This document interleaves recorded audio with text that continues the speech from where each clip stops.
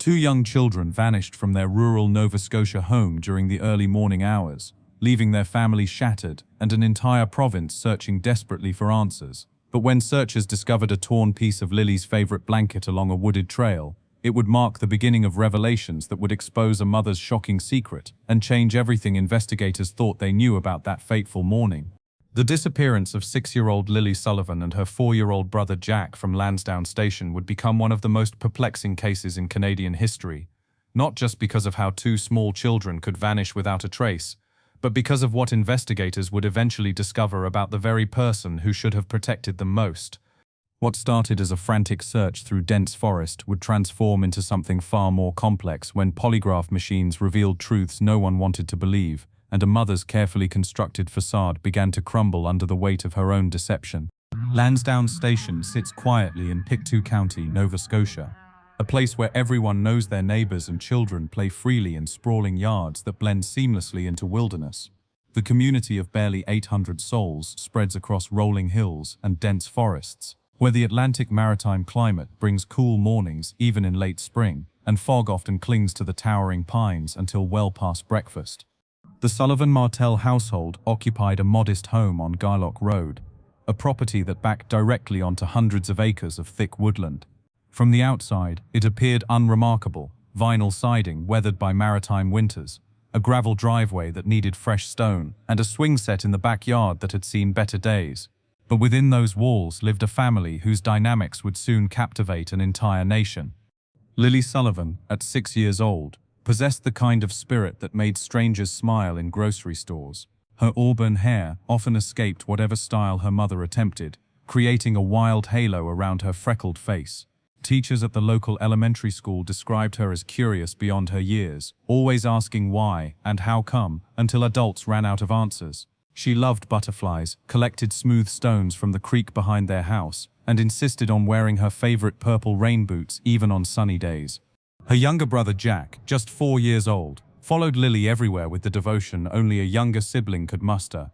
Where Lilly blazed trails, Jack stumbled behind, his chubby legs working overtime to keep pace with his sister's adventures. He spoke in bursts of excitement, often forgetting to breathe between words, and had recently mastered riding his tricycle without training wheels, a feat he demonstrated to anyone who would watch. The children lived with their mother, Maleha Brooks Murray, a 28-year-old woman who had moved to Nova Scotia from Ontario 3 years prior. Maleha worked irregular hours at a call centre in New Glasgow, often leaving for shifts that started before dawn or ended well past midnight. Neighbours described her as friendly but private, someone who would wave from her car but rarely stopped to chat. Daniel Martel had entered their lives 2 years earlier, becoming stepfather to Lilly and Jack when he moved in with Maleha. At 32, Daniel worked construction when projects were available, his calloused hands and sun-weathered face telling the story of a man who earned his living through physical labor. He had embraced his role as stepfather with apparent enthusiasm, teaching Jack to throw a baseball and helping Lilly build elaborate fort structures in the living room on rainy afternoons. The family had expanded 11 months ago with the arrival of Meadow, a baby girl who represented the biological bond between Maleha and Daniel. The infant's presence had shifted household dynamics in subtle ways that neighbors would only recognize in hindsight. More arguments drifting through open windows, Daniel's truck absent from the driveway more frequently, and Maleha's smile seeming forced during brief encounters at the corner store. The children's biological father, Cody Sullivan, remained a peripheral figure in their lives. Living 2 provinces away in Ontario, his involvement consisted mainly of video calls and promises of visits that materialized less frequently than planned. His mother, Belinda Gray, maintained closer contact, driving down from Truro every few weeks to spend time with her grandchildren, always arriving with bags of treats and new books to read together. Life in the Sullivan-Martel household followed patterns familiar to many young families. Morning chaos as everyone prepared for their day, dinners eaten in shifts around work schedules, and bedtime stories that stretched longer than intended because neither child wanted the day to end. Lilly attended first grade at the local elementary school, where she excelled at reading but struggled with sitting still during math lessons. Jack spent his days at a home daycare run by an elderly woman 3 houses down, where he had recently been promoted to big kid status and took his responsibilities very seriously. The family's financial situation created ongoing stress that manifested in small ways: generic cereal instead of name brands, patches on the knees of jeans that had already been handed down once, and conversations about money that ended with closed doors and raised voices. Daniel's construction work provided inconsistent income, dependent on weather and available projects, while Malaya's call center position offered steady but modest pay that barely covered basic expenses.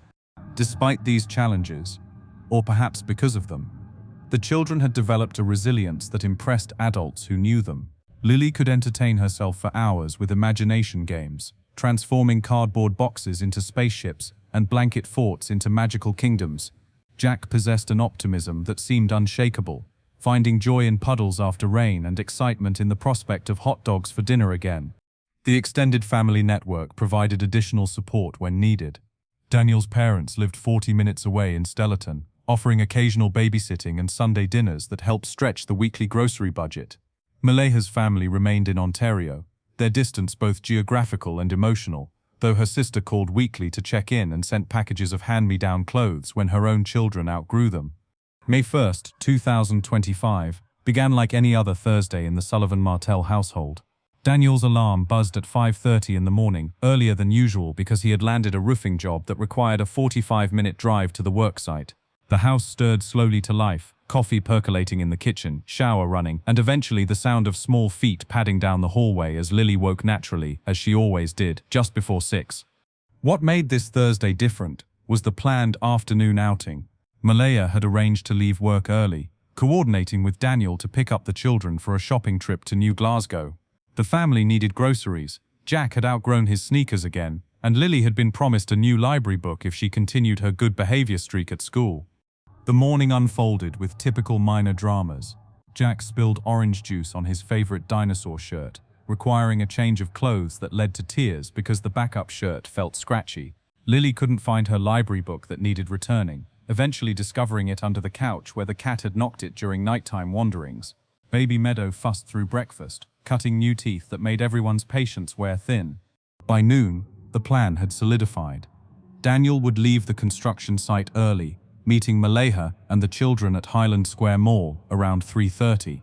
The mall offered everything they needed in one location: a grocery store, discount shoe outlet, and small bookstore that Lilly considered paradise on earth.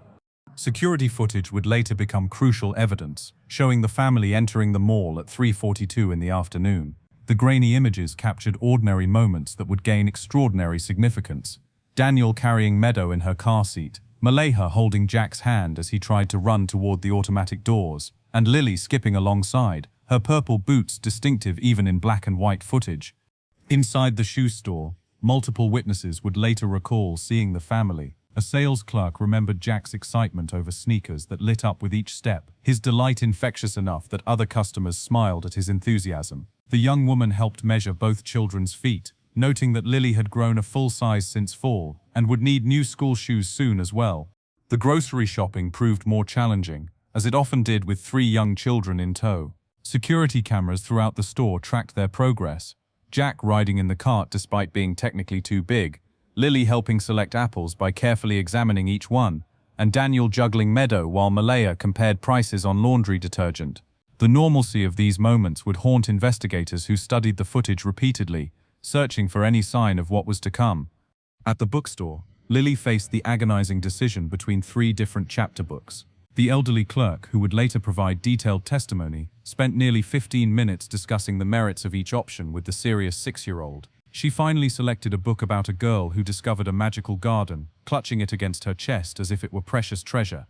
The family left the mall at 5:20, bags loaded into Daniel's truck and children secured in their car seats. The drive home took them along winding rural roads as the afternoon sun slanted through maple and birch trees, just beginning their spring awakening. Jack fell asleep during the journey, his new sneakers still on his feet because he had refused to take them off. Lilly read the first chapter of her new book aloud, her voice carrying over Meadow's babbling and the country music playing softly on the radio. Neighbors would later report seeing the family arrive home around 6 in the evening. Tanya Morrison, who lived across the road, noticed them unloading groceries and waved from her garden where she was planting early vegetables. She particularly remembered Lilly running over to show off her new book, chattering excitedly about the plot before Malaya called her back to help carry lighter bags inside. The evening routine proceeded without notable incident. Dinner consisted of spaghetti with meat sauce, one of the few meals all three children would eat without complaint. Daniel bathed Jack and Meadow, while Malaya supervised Lily's reading practice, the house filled with the comfortable sounds of family life, water splashing, pages turning, and occasional laughter drifting between rooms. By 8:30, both older children were in their pajamas, teeth brushed and faces washed. The bedtime ritual included 2 stories for Jack, one about trucks, one about dinosaurs, and a chapter from Lily's new book read aloud by Malaya. The children shared a room by choice rather than necessity, their beds arranged in an L shape that allowed them to whisper secrets after lights out.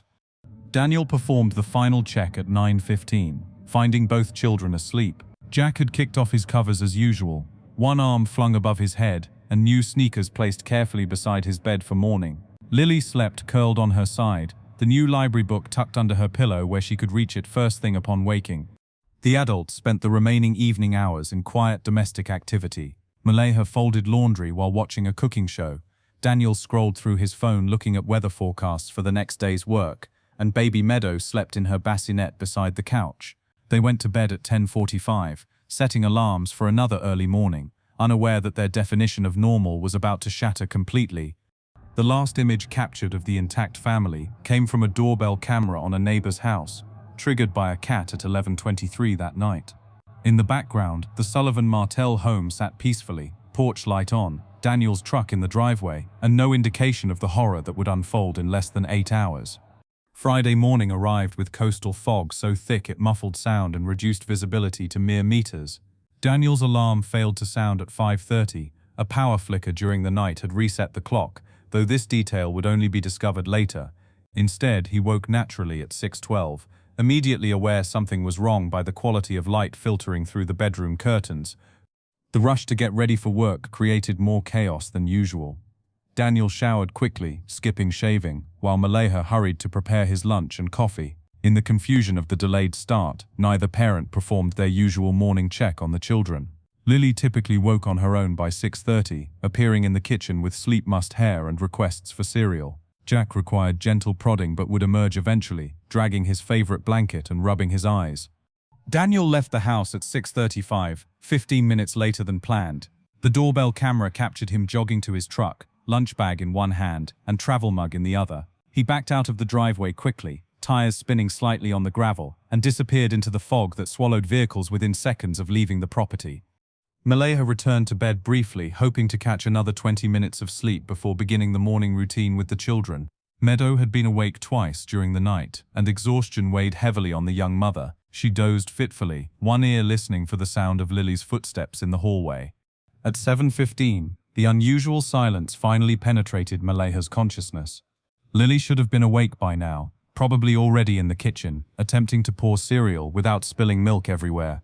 The absence of normal morning sounds, no cartoons playing, no siblings bickering, no requests for help reaching the high shelf, created an unease that pulled her fully awake.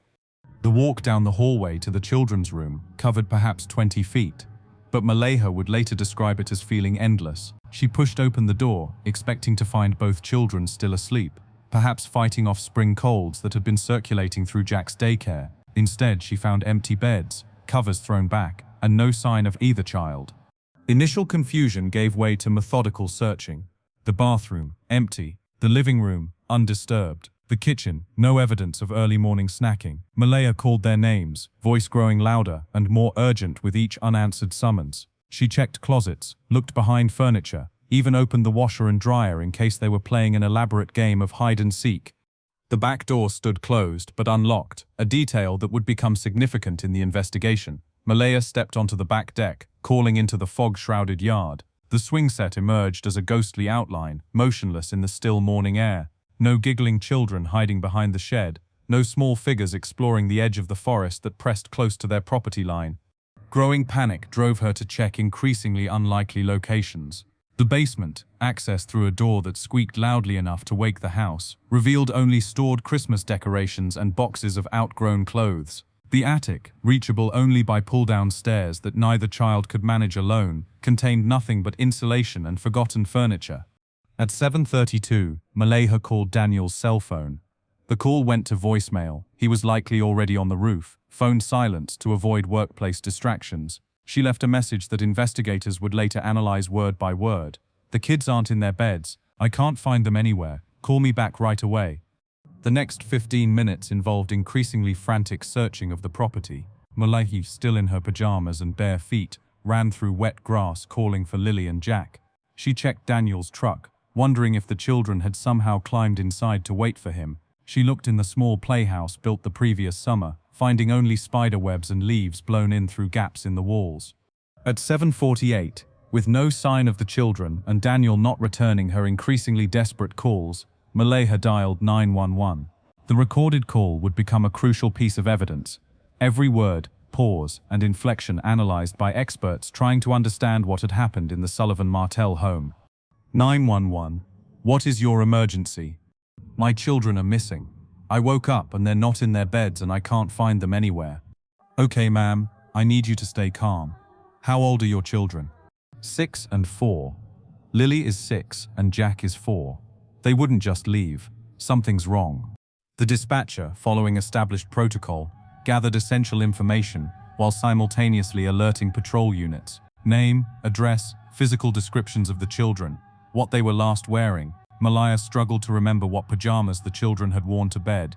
Details that had seemed insignificant 12 hours earlier now carried tremendous weight. The first RCMP cruiser arrived at 8:03, 15 minutes after the initial call. Constable Bradley McPherson, a 12-year veteran of the force, found Malaya standing in the driveway, baby Meadow crying in her arms, cell phone pressed to her ear as she tried again to reach Daniel. The fog had begun to lift slightly, revealing a property that appeared undisturbed except for the frantic mother and the ominous absence of 2 small children. Constable McPherson performed an initial assessment, while his partner, Constable Jennifer Liu, began a systematic search of the house. They noted the unlocked back door, the undisturbed beds, suggesting the children had left willingly rather than being forcibly removed, and the absence of any signs of struggle or forced entry. McPherson walked the perimeter of the property, looking for footprints in the dew-wet grass or any indication of which direction the children might have traveled.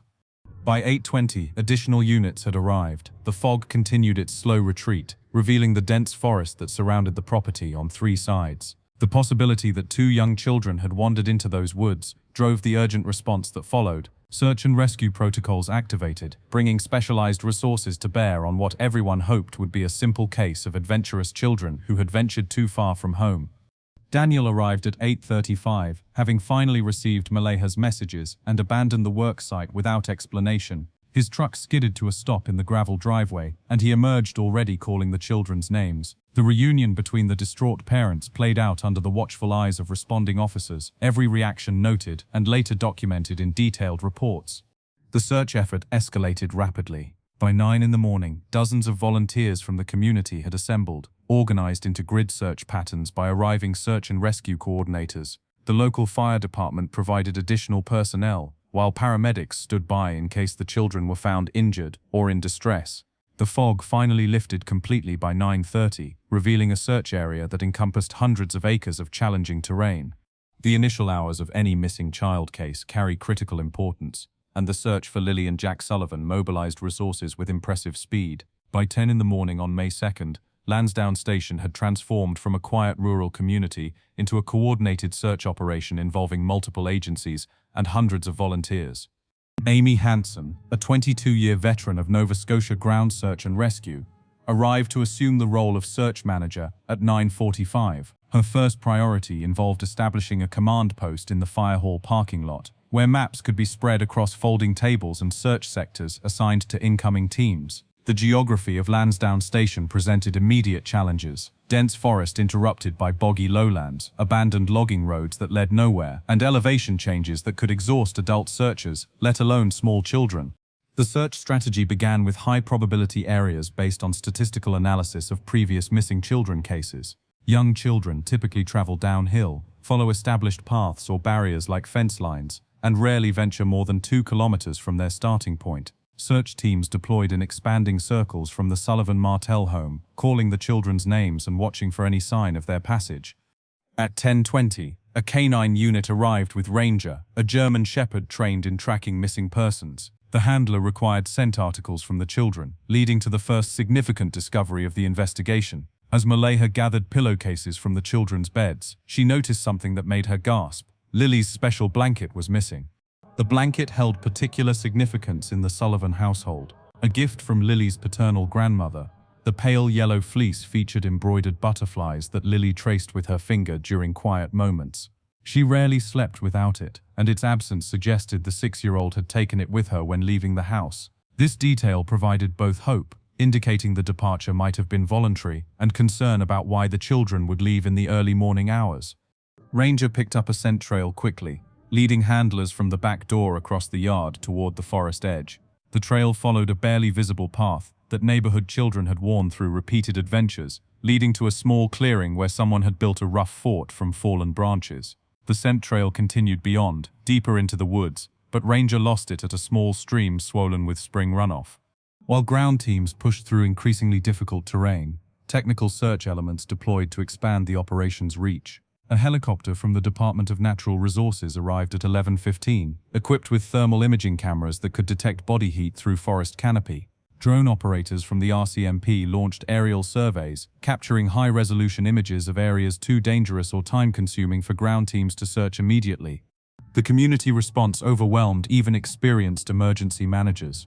Volunteers arrived by the dozens, many bringing their own supplies, water, sandwiches, first aid kits, and boundless determination to find the missing children. The challenge became organizing this outpouring of help while maintaining search discipline. Untrained volunteers trampling through the woods could destroy crucial evidence, or worse, become lost themselves in the confusing terrain. At 11:45, searcher Monica Walsh made a discovery that electrified the command post. Following a game trail, approximately 800 meters from the house, she spotted a small piece of yellow fabric caught on a thorny bush. The fragment, no larger than a playing card, appeared to match the description of Lilly's missing blanket. Photographers documented the find in place before carefully collecting it as evidence, while search coordinators redirected resources to concentrate on that sector. The K9 unit attempted to reacquire the scent trail from the blanket fragment, but results proved frustrating. Multiple streams crisscrossed the area, and overnight rain had washed away many ground scents. Ranger worked in circles, clearly agitated by conflicting or degraded scent markers, unable to establish a clear direction of travel. As afternoon approached, the search area expanded to encompass nearly 3 square kilometers.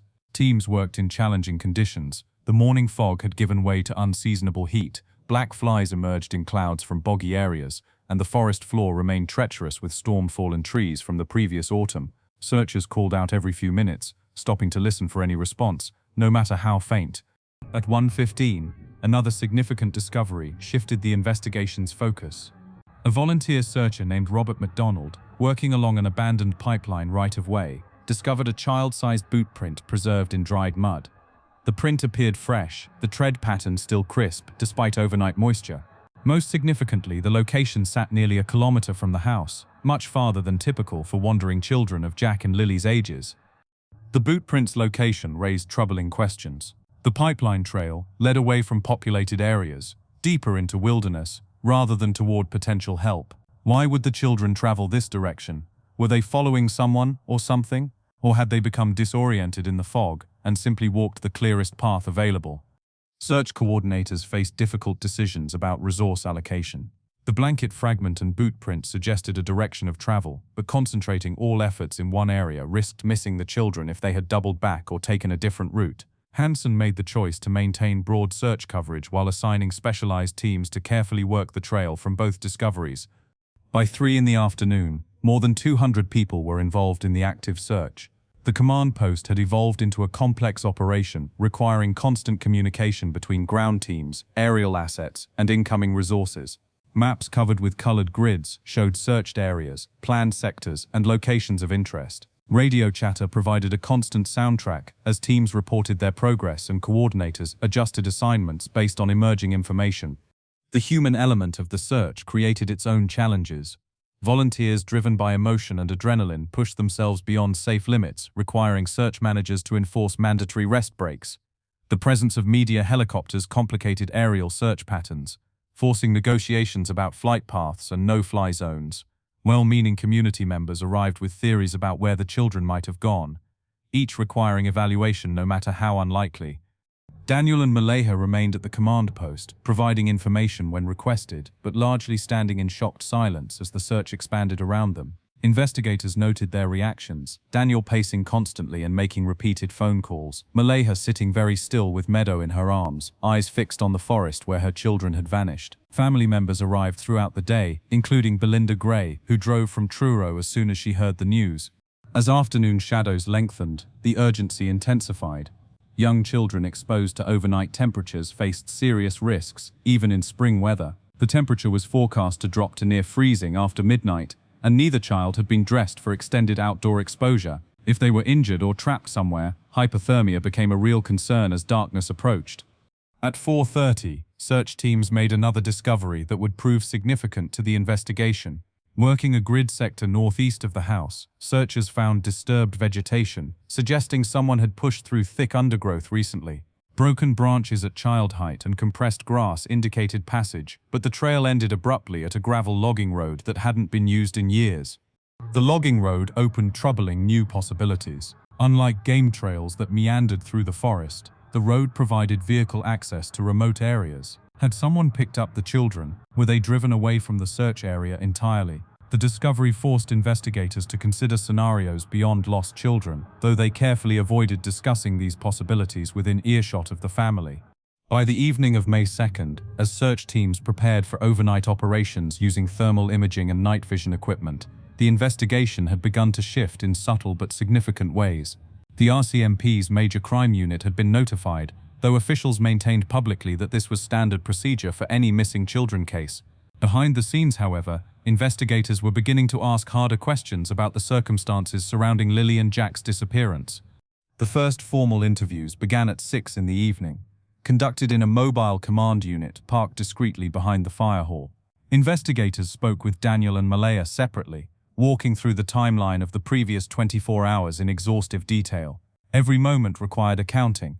When did the children eat dinner? Who put them to bed? What time did the adults go to sleep? Did anyone hear anything unusual during the night? Daniel's interview lasted 90 minutes. He provided detailed information about his morning routine, expressing frustration that the alarm clock failure had prevented him from checking on the children as he normally did. He volunteered his cell phone for analysis, provided passwords to all his accounts, and offered to take a polygraph test immediately. His cooperation appeared complete, though investigators noted his repeated statements about being a good stepfather and how much he loved those kids like they were my own. Malaya's interview proved more emotionally charged. She struggled to maintain composure while describing the moment she discovered the empty beds, breaking down completely when discussing Lily's missing blanket. Investigators noted inconsistencies in her timeline, initially stating she woke at 7, then revising to 7:15, finally admitting she wasn't certain of the exact time.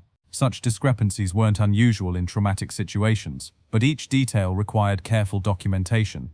The canvas of the neighborhood revealed limited but intriguing information. The rural nature of Lansdowne Station meant few witnesses to any unusual activity. However, Thomas Chen, who lived a half-kilometer down Garlock Road, reported hearing what might have been a vehicle on the gravel road around 3 in the morning. He hadn't looked outside, dismissing it as possibly a lost driver turning around, but the timing proved interesting to investigators.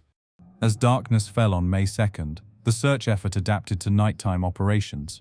Thermal drones continued systematic sweeps, their cameras able to detect heat signatures through moderate forest cover. Ground teams worked in smaller numbers for safety, focusing on areas where children might seek shelter, hollow logs, rock overhangs, abandoned structures. The temperature dropped steadily, adding urgency to an already desperate situation. May 3rd dawned with no sign of the children despite overnight efforts. The search area expanded to encompass nearly 10 square kilometers, pushing the limits of what 2 small children could realistically travel on foot.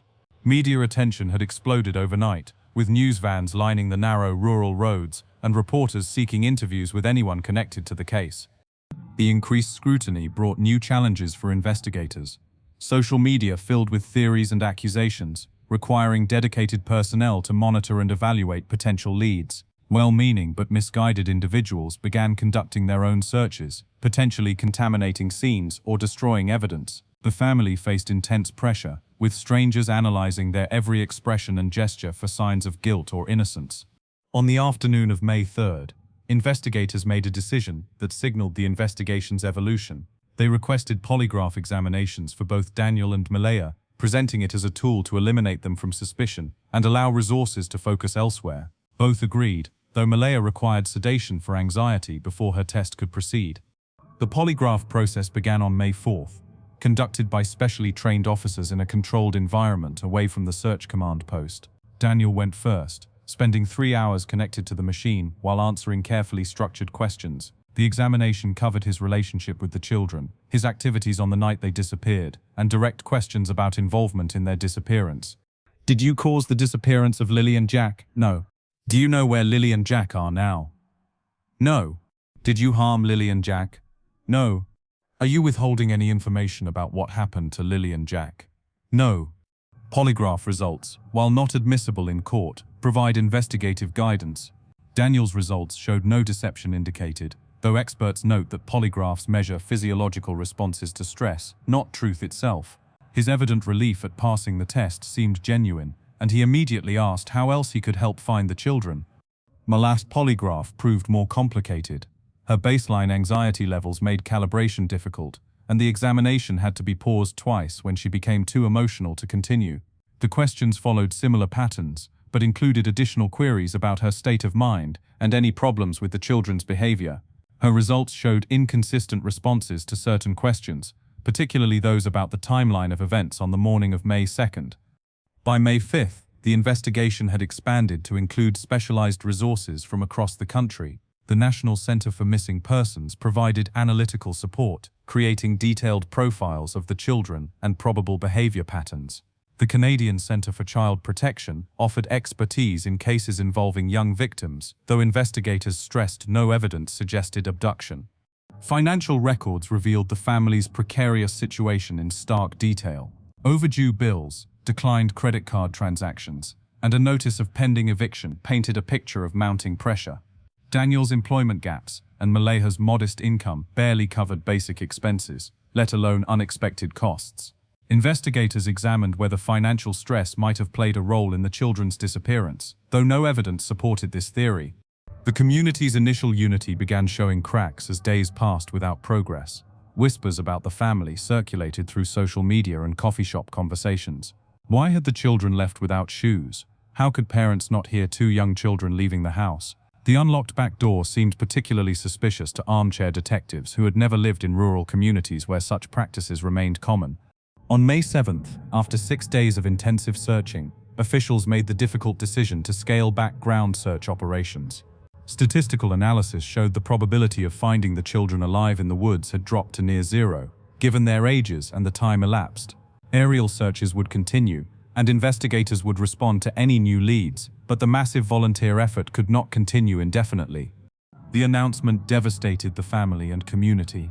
Belinda Gray spoke to media through tears, begging anyone with information to come forward. She described her grandchildren in loving detail: Lily's infectious laugh, Jack's determination to keep up with his big sister, the way they held hands when crossing streets. Her plea touched hearts across the country but produced no substantive leads. As the active search wound down, the investigation intensified its focus on those closest to the children. Statistics showed that in cases of missing children, family members or acquaintances were involved in the vast majority of incidents. Investigators expanded their interviews to include extended family, daycare providers, neighbors, and anyone who had regular contact with Lilly and Jack. The polygraph program expanded beyond the parents. Several family members volunteered to take examinations, hoping to eliminate themselves from suspicion and refocus the investigation. Most passed without indication of deception, but the process revealed family dynamics and hidden resentments that provided context for investigators building a complete picture of the children's lives. As the investigation entered its second week, inconsistencies in Malaya Brooks Murray's statements began to accumulate like cracks in a dam. Small discrepancies that initially seemed attributable to trauma and confusion formed patterns that experienced investigators could not ignore. The timeline she provided shifted subtly with each retelling, and her emotional responses sometimes seemed calculated rather than spontaneous. The first significant break came from an unexpected source. Ashley Robichaud, who worked with Malaya at the call center, contacted investigators with information she had debated sharing for days. According to Ashley, Malaya had been expressing increasingly dark thoughts about her life in the weeks before the children disappeared. During smoke breaks and lunch conversations, she had talked about feeling trapped, overwhelmed by responsibilities, and fantasized about starting over somewhere else. She would say things like, "Sometimes I just want to get in my car and drive away." Ashley told investigators. "I thought she was just venting, you know. We all have those days. But looking back now, some of the things she said were really concerning." Ashley recalled a particularly troubling conversation from late April, just days before the disappearance. Maleha had been disciplined at work for attendance issues and faced possible termination. During her break, she had made a comment that stuck with Ashley. "Maybe everyone would be better off without me dragging them down. The kids, Daniel, everyone." This information prompted investigators to dig deeper into Maleha's background and mental state. Medical records, obtained through warrants, revealed a history of postpartum depression following Meadows' birth. She had been prescribed antidepressants, but had stopped taking them months earlier, citing side effects and cost concerns. The psychiatrist who had briefly treated her noted concerns about her coping mechanisms and support system. Former neighbors from Maleha's previous residence in Ontario provided additional context. Sarah Wellington remembered Maleha as a struggling single mother who seemed perpetually exhausted and overwhelmed. "She loved those kids, but sometimes love isn't enough when you're drowning," Sarah reflected. "There were times I'd hear her crying through the apartment walls after the kids were in bed." The financial investigation revealed depths of desperation previously unknown to Daniel. Maleha had been hiding the true extent of their money problems, intercepting overdue notices, and making minimum payments with credit cards that were themselves maxed out. A payday loan taken out 3 weeks before the disappearance had already accumulated crushing interest, creating a debt spiral with no apparent escape. Phone records showed a pattern of concerning searches in the days leading up to May 2nd. Maleha had researched terms like how to disappear, starting over in a new province, and most troublingly, what happens to children in foster care. She had also visited forums for overwhelmed parents, reading but not participating in discussions about feeling unable to cope with parenting demands. On May 14th, investigators conducted a second, more intensive interview with Maleha. This time, they presented her with the accumulated evidence of her deteriorating mental state and financial desperation. Her reaction was telling. Instead of denial or explanation, she simply broke down completely, sobbing so hard she couldn't speak for nearly 20 minutes. When she finally composed herself, Maleha began revealing details she had previously withheld. The night of May 1st hadn't been the peaceful evening she had described. Jack had been particularly difficult, refusing to eat dinner and throwing a tantrum that lasted over an hour. Lilly had gotten involved, defending her brother and talking back in ways that pushed Maleha's already frayed patience to the breaking point. "I screamed at them," she admitted through tears. "Really screamed. Told them I wished they would just go away and leave me alone. Lilly looked at me like she was scared of me. I've never seen that look before." The bedtime routine had been a disaster. Both children were upset, Jack crying himself to sleep and Lilly refusing to let Maleha read to her. Daniel had been outside on a phone call with his boss about the next day's work, missing the worst of the conflict. When he came to bed, Maleha pretended to be asleep rather than discuss what had happened. But the most shocking revelation was yet to come. Maleha admitted she had actually been awake when the children left the house. She heard Lily's door open around 2:30 in the morning, heard whispered conversation between the siblings, heard the back door open and close. She lay in bed, paralyzed by exhaustion and a terrible thought: if they want to leave, let them. They'll come back when they get cold or scared. "I thought they were just going to the backyard," she sobbed. "Sometimes Lily liked to look at stars, and Jack would follow her anywhere. I thought they'd be back in 5 minutes. I fell back asleep waiting for them to come back." This admission fundamentally changed the investigation. Maleha had not only failed to report crucial information, but had allowed 2 young children to leave the house in the middle of the night without intervention. Whether from depression, exhaustion, or a moment of terrible judgment, her inaction had set in motion the tragic events that followed. Investigators pressed for more details about those crucial early morning hours. Maleha revealed that she had actually woken again around 4:30, realized the children hadn't returned, and briefly looked outside. Seeing no sign of them in the yard, she had convinced herself they must have come back and gone to their room while she dozed. It wasn't until the 7:15 check that the horrible reality struck. The delay in calling 911 now made more sense. Maleha had spent those minutes not just searching the house, but grappling with the awful realization of what she had allowed to happen. She had considered lying about being asleep, constructing a narrative that absolved her of responsibility, before ultimately deciding on a version that was partially true but omitted the most damning details. Family members reacted with a mixture of anger and heartbreak to these revelations. Belinda Gray, who had defended her former daughter-in-law throughout the investigation, felt utterly betrayed. How could she hear those babies leave and not stop them? She asked reporters, her grief now mixed with rage. They trusted her to keep them safe. Daniel's reaction proved more complex. Initially furious at the deception, he gradually came to understand the depths of Malaya's struggle that she had hidden from him. He revealed his own guilt about working long hours, missing signs of her deterioration, and failing to recognize how overwhelmed she had become. The couple's relationship, already strained by the tragedy, faced new pressures as they grappled with Malaya's role in their children's disappearance. On May 18th, 16 days after Lilly and Jack Sullivan vanished into the foggy morning, a development occurred that would finally provide answers while raising disturbing new questions. Conservation officers conducting a routine survey of abandoned hunting camps deep in the wilderness made a discovery that immediately triggered a massive response from law enforcement. The camp, located nearly 15 kilometers from the Sullivan-Martel home, had been unused for years according to local records. Built decades earlier by hunters who had since moved away or passed on, it consisted of a small cabin with basic amenities, a wood stove, simple bunks and shelves stocked with non-perishable supplies for emergency use. The officers were checking such structures for signs of illegal activity when they noticed something unusual.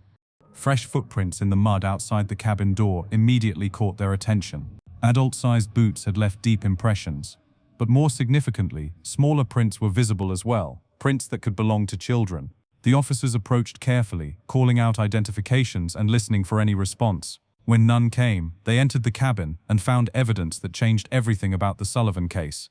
Inside, clear signs indicated recent habitation, empty food containers, disturbed bedding, and most remarkably, a yellow blanket with embroidered butterflies folded neatly on one of the bunks. Conservation Officer Malcolm Stewart immediately recognized the potential significance and radioed for police backup while securing the scene.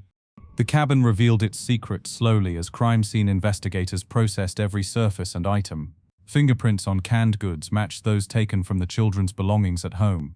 DNA evidence on the blanket confirmed it belonged to Lilly. Food wrappers and juice boxes suggested someone had been caring for the children, providing meals and ensuring basic needs were met. But the children themselves were nowhere to be found. A massive search operation launched from the cabin as the new focal point. K9 units picked up scent trails leading in multiple directions, suggesting movement over several days. Helicopter crews expanded their search patterns to encompass the vast wilderness surrounding the remote location. Ground teams faced even more challenging terrain than the initial search, with dense forest giving way to rocky ridges and steep ravines. The investigation took on new urgency, with the revelation that someone had been harboring the children. Who had taken them to the cabin? Why had they left? Where were they now? The possibilities ranged from a good Samaritan who found lost children and provided shelter to something far more sinister, an abduction that had been planned and executed under cover of the initial search confusion. On May 19th, analysis of the cabin's contents yielded a crucial clue. Among the food wrappers, investigators found a receipt from a convenience store in Pictou, dated May 5th, 3 days after the children disappeared. Security footage from the store showed a figure in dark clothing and a baseball cap purchasing items that matched those found in the cabin. The person kept their face turned from cameras, suggesting deliberate avoidance, but their build and gait provided important information. The breakthrough came from an unexpected source. 67-year-old Herman McLeod, who lived as a near hermit in the woods, came forward after hearing news reports about the cabin discovery. He admitted to finding 2 children wandering in the forest on the morning of May 2nd, cold, frightened, and clearly lost. Instead of immediately contacting authorities, he had made a decision that would haunt him forever. Herman suffered from severe social anxiety and a deep distrust of government institutions stemming from a traumatic experience with child protective services in his own youth. When he found Lilly and Jack, his first instinct was to help them. He brought them to the hunting cabin he sometimes used, fed them, and tried to keep them warm and safe while he figured out what to do. The little girl kept saying her mommy didn't want them anymore, Herman told investigators, tears streaming down his weathered face. She said they were supposed to find a new family in the woods. I didn't know what to think. I just knew they needed help. For 3 days, Herman cared for the children at the cabin. He brought food, played simple games, and tried to convince them to let him contact their family. But Lilly remained adamant. Their mother had told them to leave, and they weren't supposed to go back. Jack, following his sister's lead, refused to provide their last name or address. The situation became untenable when Herman realized the massive search underway. News reports on his battery-powered radio described the missing children, and he knew he had made a terrible mistake. But by then, fear of consequences paralyzed him. He had kept children from their family, hidden them during a police search. His anxiety convinced him he would be arrested, imprisoned, that no one would believe his good intentions. On the night of May 5th, Herman made another fateful decision. He told the children he was taking them on an adventure to find their new family. In reality, he was attempting to bring them closer to civilization, where they might be found without his involvement being discovered. But the journey through the dark forest proved disastrous. The children, already traumatized and confused, became increasingly distressed. When Herman stopped to rest near a river crossing, both children ran. In the darkness and difficult terrain, he lost sight of them within minutes. His calls went unanswered. His searching proved fruitless. By dawn, he faced the terrible realization that the children were now truly lost in an even more remote area. Herman's confession triggered an immediate refocus of search efforts. The river crossing he described lay 20 kilometers from the hunting cabin, in an area of particular danger. The spring runoff had swollen the river to dangerous levels, and the surrounding terrain included steep drops and unstable ground. If the children had attempted to cross the water or fallen in the darkness, search teams deployed with new urgency, but hope had dimmed considerably. The children had now been missing for over 2 weeks, including several nights of near-freezing temperatures after leaving the relative safety of the cabin. Even if they had survived the initial days, the likelihood of finding them alive decreased with each passing hour. On May 21st, 19 days after the disappearance began, a search dog named Max made a discovery that would provide final answers. Working along the riverbank downstream from Herman's described crossing point, Max alerted to something caught in a tangle of branches extending into the water. As handlers approached, they saw a small sneaker, one of the light-up shoes Jack had been so proud of just weeks before. Divers entered the frigid water with heavy hearts, knowing what they were likely to find. The river had carved deep pools between rapids, places where anything swept downstream would settle. In one such pool, sheltered by an overhanging rock ledge, they found what everyone had feared but hoped to avoid. The recovery of Lilly and Jack Sullivan from the river brought an end to the physical search, but opened new chapters of grief, accountability, and soul-searching for everyone involved. The medical examiner's findings, while providing clinical answers, offered little comfort to those who loved the children. Both had drowned, likely within minutes of entering the water. There were no signs of injury suggesting they had suffered before the end. The legal ramifications rippled outward like waves from a stone dropped in still water. Herman McLeod faced charges of unlawful confinement and interference with a police investigation, though many in the community struggled to reconcile the criminal charges with the obvious pain and remorse of a man whose misguided attempts to help had contributed to tragedy.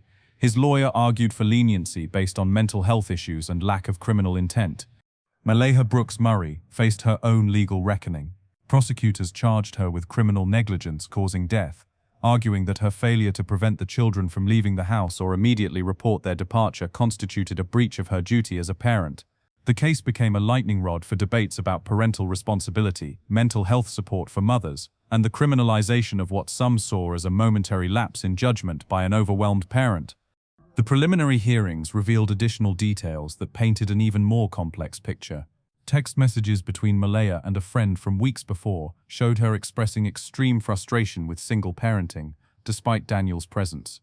She had written, "Sometimes I think everyone would be happier if I just disappeared. Maybe the kids too." The friend had interpreted this as venting and offered supportive words rather than intervention. Child welfare records showed the family had been flagged for concern twice before.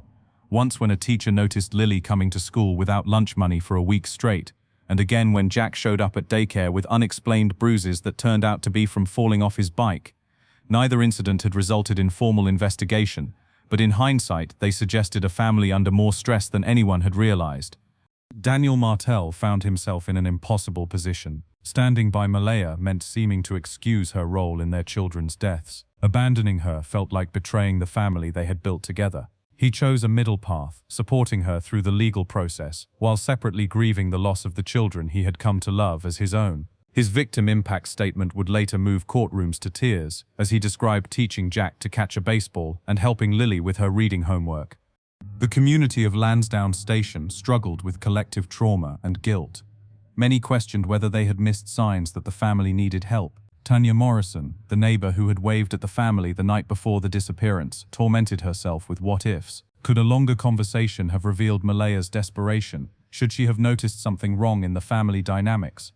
Changes came swiftly to address systemic failures highlighted by the tragedy. Nova Scotia implemented new protocols for missing children cases, including mandatory deployment of all available resources within the first hour, regardless of circumstances. Mental health screening for new parents expanded, with follow-up services extended through the first 5 years of a child's life. Training for educators and childcare workers emphasized recognizing signs of family crisis beyond obvious abuse or neglect.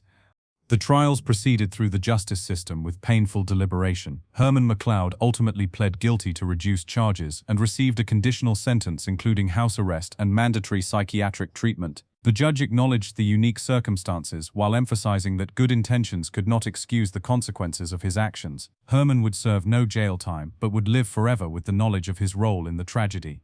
Malaya's trial proved more complex and contentious. Her defense team argued that postpartum depression, sleep deprivation, and poverty had created a perfect storm of impaired judgment.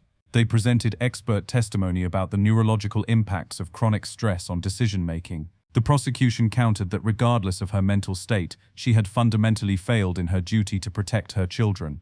The jury deliberated for 4 days before returning a verdict of guilty on the lesser charge of criminal negligence. The judge's sentencing remarks acknowledged the tragedy's complexity, while emphasizing that parents bear ultimate responsibility for their children's safety. Malaya received a 3-year sentence with possibility of parole after 18 months, along with mandatory counseling and a lifetime prohibition on caring for young children unsupervised. The case's impact extended far beyond the courtroom. Parenting support groups reported dramatic increases in attendance as mothers and fathers sought help before reaching crisis points. The Lilly and Jack law passed unanimously in the provincial legislature, mandating immediate response to any report of missing children regardless of circumstances and providing funding for family crisis intervention programs. Belinda Gray channeled her grief into advocacy, establishing the Lilly and Jack Foundation to support families in crisis and prevent similar tragedies. The foundation provided emergency childcare, mental health resources, and financial assistance to families on the brink. "These babies didn't have to die," she said at the foundation's launch. "If their mother had just had somewhere to turn, someone to help, they'd still be here." The first anniversary of the disappearance saw a memorial service that drew hundreds to Lansdowne Station. A small garden was dedicated at the local school, featuring butterfly bushes for Lily and a small code playground where